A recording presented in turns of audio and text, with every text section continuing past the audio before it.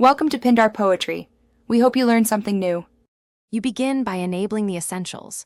Turn on Bluetooth and open SmartThings or the Find My Watch feature on your paired phone. You do this because the phone pings the watch directly. Without Bluetooth, the signal is limited. Once connected, select your watch from the device list, then tap the locate or ring command so the watch emits sound and vibration. Make sure you're within about 30 meters. Otherwise, the app will attempt a last known location update instead.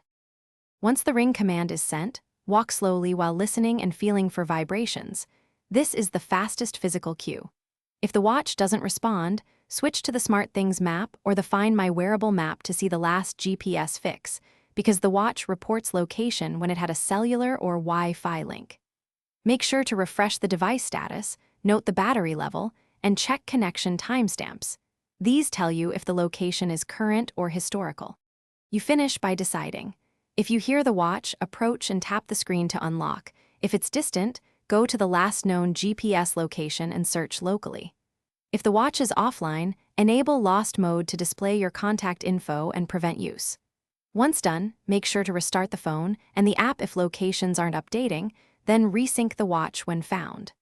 If nothing works, contact Samsung support for remote options and next steps. Thanks for watching. Consider subscribing if we helped you.